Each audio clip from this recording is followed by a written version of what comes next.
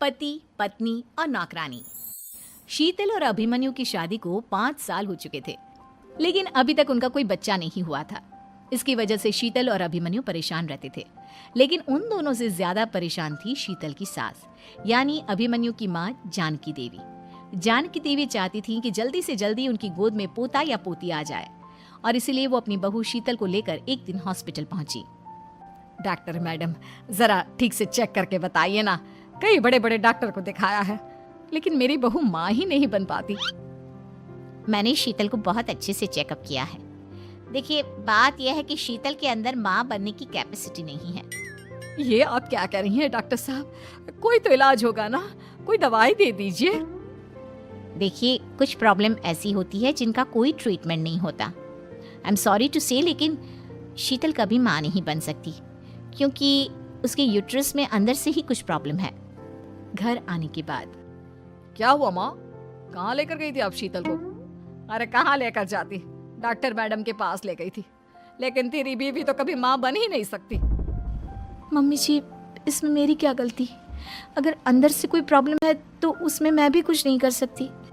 जानती हूँ, ये बात डॉक्टर के मुंह से सुन चुकी हूँ। अब दोबारा मेरे सामने इस बात का गाना मत गा। अरे माँ, परेशान होने की जरूरत नहीं है, हम सोचते हैं ना कुछ।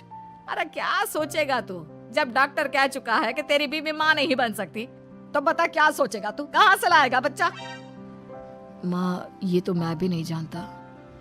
अभिमन्यु, क्यों ना हम अनाथ आश्रम से एक बच्चा गोद ले आए? क्या फर्क पड़ता है बच्चा हमारा हो या गोद लिया हुआ? आई बड़ी बातें बनाने वाली। क्या फर्क पड़ता है? अरे क्यों फर्क नहीं पड़ता? मुझे इस वंश को आगे बढ़ाने के लिए मेरे बेटे का खून चाहिए, किसी दूसरे का नहीं। लेकिन माँ, आप जानती हैं कि ये अब पॉसिबल नहीं है। मैं कुछ नहीं जानती। मैं किसी पराये की औलाद को इस घर में अपना पोता या पोती बन के बढ़ता हुआ नहीं देख सकती। मेरा वंश मेरे बेटे के खून से ही आगे बढ़ेगा। लेकिन मम्मी जी, ऐसा कैसे हो पाएगा? आप अच्छी तरह जानती है ना, मेरा और अभिमन्यु का बच्चा नहीं हो सकता। तो मैं अपने बेटे की दूसरी शादी करवाऊंगी, और अपनी दूसरी बीवी से यह मुझे बच्चा पैदा करके देगा। ये आप क्या कह रही हैं माँ? मैं किसी और से शादी नहीं करने वाला। मेरे रहते हुए आप अभिमन्यु की शादी किसी और से करवाएंगी? मम्मी जी, आप ऐसा कैसे कर सकती हैं? तू बस देखती जा बहू, मैं ऐसा कैसे कर सकती हूँ। कुछ दिनों के बाद, अभिमन्यु, मैंने तेरे लिए लड़की ढूंढ ली है। माँ, मैं आपको कितनी बार समझाऊं, मुझे किसी से शादी नहीं करनी है। पहले मेरी बात सुन। ये जो चमेली है ना, हमारे घर में काम करने आती है, वो तुझसे शादी करने के लिए तैयार है। मम्मी जी, आप अभिमन्यु की शादी एक नौकरानी के साथ करवाएंगी? वो इसलिए क्योंकि चमेली दिखने में बहुत खूबसूरत है, बच्चा भी सुंदर ही होगा। मम्मी जी, लेकिन एक बच्चे के लिए अपने बेटे की शादी नौकरानी के साथ करवाना, क्या ये सही है?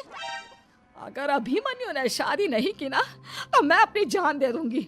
अब देख लो, अगर तुम्हें अपनी माँ की जान प्यारी है तो तुम्हें इस नौकरानी के साथ शादी करनी ही होगी। इस तरह जानकी देवी अपने बेटे अभिमन्यु की शादी नौकरानी चमेली के साथ करवा देती है। कुछ दिनों के बाद, नौकरानी से मालकिन बन के तो मजा आ गया। अब तो मैं इस घर की मालकिन हूँ। देखो, अपने आप को ज्यादा मालकिन समझने की कोशिश मत करो। एक बार तुम्हारा और अभिमन्यु का बच्चा इस दुनिया में आ जाए, उसके बाद तुम इस घर से हमेशा के लिए चली जाना। अरे जाओ जाओ, किसी और के आगे बातें बनाना। एक बच्चा तो पैदा नहीं कर सकी, बढ़िया आई। जाओ जाकर मेरे लिए कॉफी बना कर लाओ। नौकरानी मैं हूँ या तुम? मम्मी जी, देखिए ना शीतल मुझसे किस तरह से बात कर रही है। शीतल, तुम्हें पता है ना चमेली प्रेग्नेंट है, मेरे बेटे के बच्चे की माँ बनने वाली है। वो जैसा कहती है वैसा करो। लेकिन मम्मी जी, वो मुझे नौकरों की तरह ट्रीट कर रही है। अरे तो करेगी ना, वैसे भी बहू तुम हो किस काम की? एक बच्चा तो पैदा नहीं कर सकती। जाओ अब घर के सारे काम करो और चमेली को आराम करने दो। थैंक यू मम्मी जी, भगवान आपका भला करे। आप नहीं होती तो मैं नौकरानी से महारानी कैसे बनती? देखो, तुम्हें जो चाहिए सब मिलेगा। खूब खाओ पियो, मजे की जिंदगी जियो, लेकिन बस मुझे एक बच्चा पैदा करके दे दो। कुछ दिनों के बाद, मम्मी, बच्चे के लिए आपने मेरी शादी चमेली के साथ करवा तो दी, लेकिन दिन और रात का चैन मिट गया है। सारा दिन शीतल और चमेली की बहस चलती रहती है। अब शीतल को इस घर में रखने से क्या होगा? मैं तो कहती हूँ उसे घर से निकाल दो, है भी किस काम की। मैं ऐसा नहीं कर सकता माँ, वो मेरी पत्नी है, उससे बहुत प्यार करता हूँ मैं। तुम्हारी पत्नी चमेली है, चमेली, उससे प्यार करो। अरे तुम्हारे बच्चे को जन्म देने वाली है वो। अभिमन्यु, मैं खुद ही इस घर से चली जाती हूँ। वैसे भी अपने ही घर में नौकरों की तरह रहकर परेशान हो चुकी हूँ। घर की नौकरानी मेरे ऊपर हुक्म चलाती है। वो तुम्हारी पत्नी बन चुकी है। अब मेरा इस घर में क्या काम? अभिमन्यु के बार बार रोकने पर भी शीतल उस घर से चली जाती है। कुछ दिनों के बाद चमेली एक बच्चे को जन्म देती है। भगवान ने मेरी सुन ली, मेरे बेटे का घर भर गया, उसका अपना बच्चा इस दुनिया में आ गया। मम्मी जी, बच्चे को हाथ लगाने से पहले मेरी एक शर्त तो सुन लो। तुम कहना क्या चाहती हो चमेली? आपकी मम्मी को बहुत शौक था ना अपने पोते को खिलाने का। अब देखो, इस दुनिया में हर चीज की कोई ना कोई कीमत तो होती है। तुम अपनी आधी प्रॉपर्टी मेरे नाम कर दो, बच्चा तुम्हारे नाम। अरे लेकिन मैंने अपने बेटे से तुम्हारी शादी करवाई है, अब ये सौदेबाजी कहाँ से आ गई? जो औरत अपनी बहू को घर से निकाल कर एक नौकरानी के साथ अपने बेटे की शादी करवा दे, वो तो सौदेबाजी कर ही सकती है ना। उसका कैसे भरोसा कर सकते हैं? मुझे बस आप लोगों की प्रॉपर्टी चाहिए, उसके बाद ही बच्चे को आप हाथ लगा सकते हैं। मैंने कहा था ना मम्मी, आप गलत कर रही हैं। देखिए, उसका नतीजा आपके सामने है। जब शीतल को पता चलता है कि अभिमन्यु और चमेली का बच्चा दुनिया में आ गया है तो वो अपने घर पहुंचती है। अभिमन्यु, कहाँ है आपका बच्चा? क्या मैं उसे देख सकती हूँ? कुछ भी मत पूछो शीतल, माँ की हुई एक गलती हम लोगों पर भारी पड़ रही है। वो नौकरानी अपनी औकात पर आ गई है और अब हमसे अपनी आधी प्रॉपर्टी मांग रही है, वो भी बच्चे के बदले में। एक बात कहूँ अभिमन्यु, आप उससे कुछ भी देने से मना कर दो। अरे कैसी बात कर रही हो? मेरे बेटे की औलाद है उसके पास, ऐसे कैसे मना कर दे? मम्मी जी, वो अभिमन्यु का बच्चा नहीं है, वो चमेली और उसके बॉयफ्रेंड का बच्चा है। ये तुम क्या कह रही हो शीतल? ये देखिए वीडियो।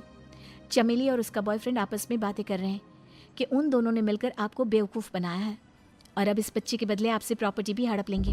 हे भगवान, ये मुझसे क्या हो गया? ना तो बच्चा मिला और अपने बेटे की नौकरानी के साथ शादी करवा दी, सो अलग। अब क्या होगा?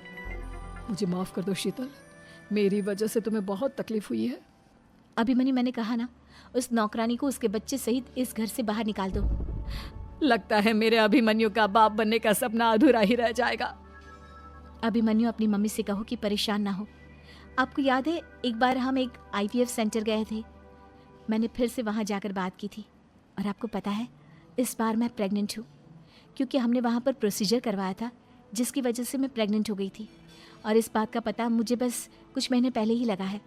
हमारा बच्चा इस दुनिया में आने वाला है अभिमन्यु। मुझे माफ कर दो शीतल बहू, मुझसे बहुत बड़ी गलती हो गई।